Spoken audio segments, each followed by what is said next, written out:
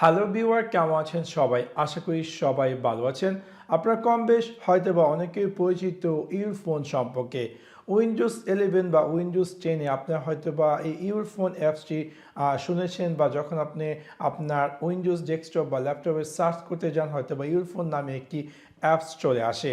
এটা হয়তোবা অনেক আগে যখন তারা লঞ্চ করেছে এত সব ফিচার্স ছিল না, but recently day by day Microsoft এটাকে আপগ্রেড করে ফাইনালি এখন এটা একটা ব্যবহারের উপযুক্ত চলে আসছে। ইয়ারফোন জিনিসটা কি আদৌ হয়তো অনেকে জানেন না।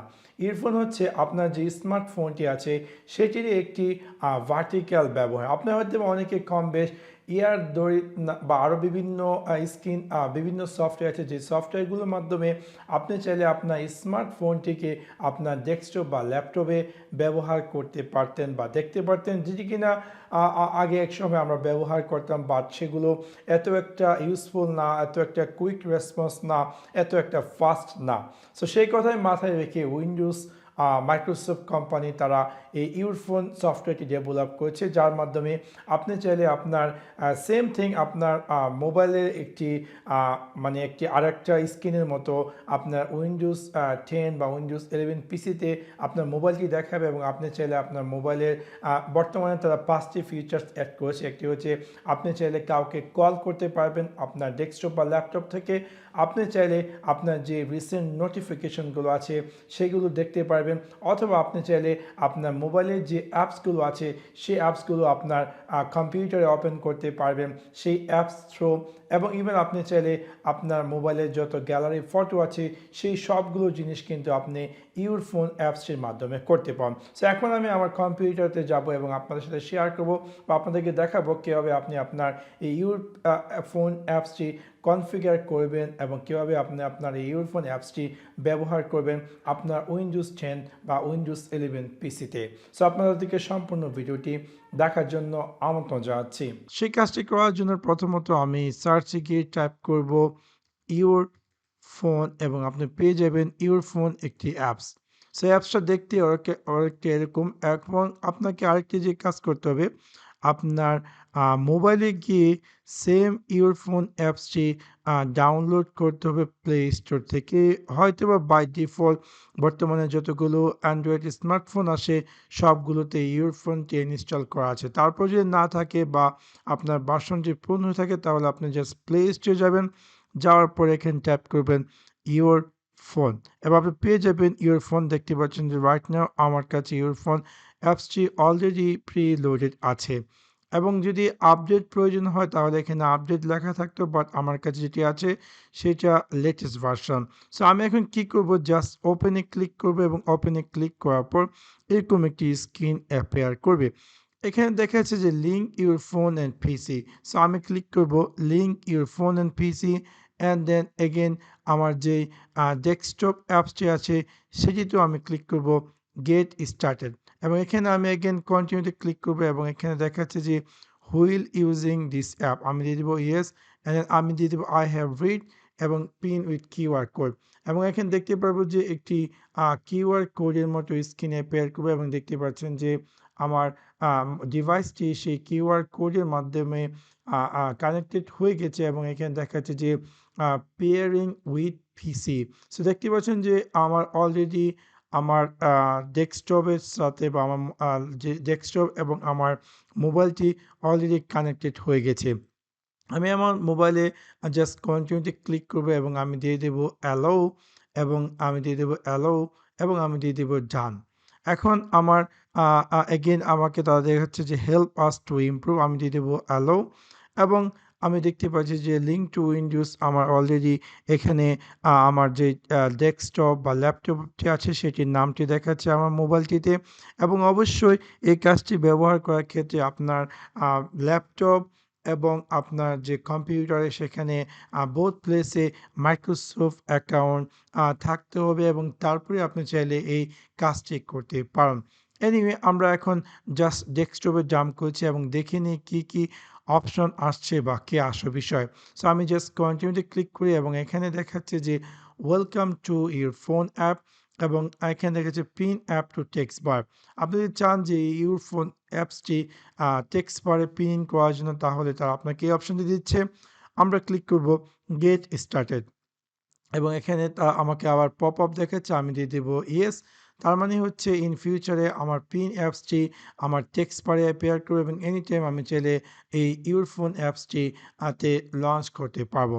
এখানে দেখা যাচ্ছে যে এই select a task to start exploring, see my notification, send text message, view my photo, use a mobile apps on my PC, make a call.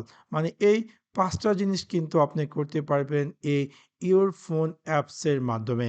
So আমি জাস্ট দিয়ে দিলাম স্কিপ এবং আমি ডাইরেক্ট ইন্টারফেসে চলে যাচ্ছি।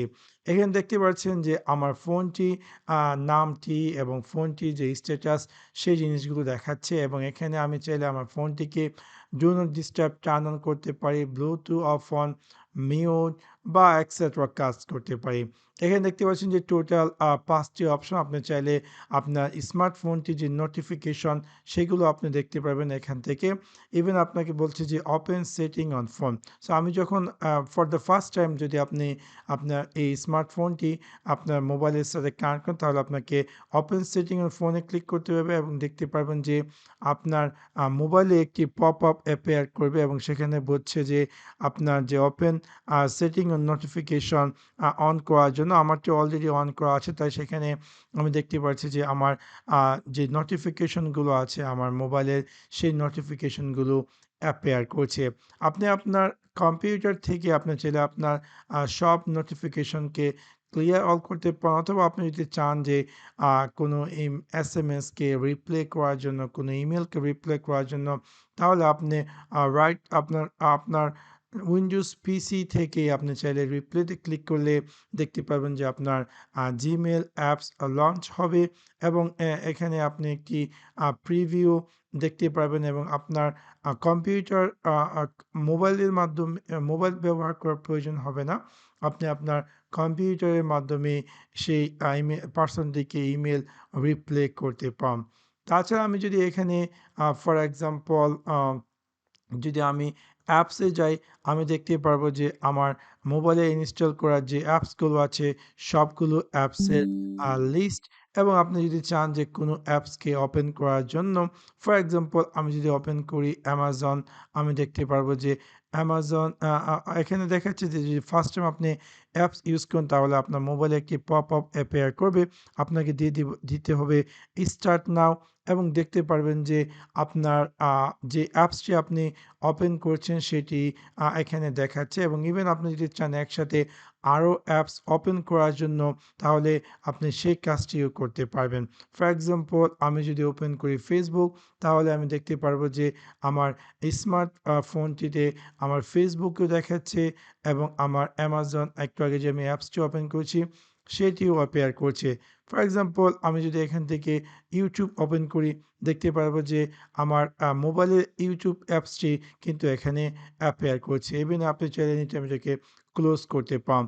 তাছাড়া আপনি যদি চান ফটোতে ক্লিক করুন তাহলে আপনি আপনার মোবাইলের যে ক্যামেরা রোলে যে ফটোগুলো আছে সবগুলো ফটো কিন্তু দেখতে পারছেন।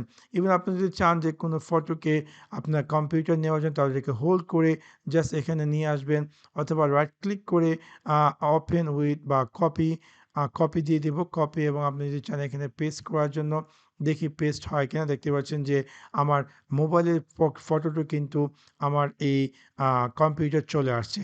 তাছাড়া আপনি যদি চান যে এই ছবিটিকে এডিট করার জন্য তাহলে এটাকে আপনি আ আ এই মাইক্রোসফটের যা উইন্ডোজের যে অ্যাপস আছে এডিটিং অ্যাপস, এই অ্যাপসটির মাধ্যমে আপনি আপনার ছবিটিকে এডিট করে এবং সেটাকে চাইলে সেভ করতে পারেন এবং সেটা কিন্তু সেভ হবে এক্সট্রা একটি কপি হিসাবে আপনার কম্পিউটারে। সেটা কিন্তু মেইন ফটোকে টাচ করবে না।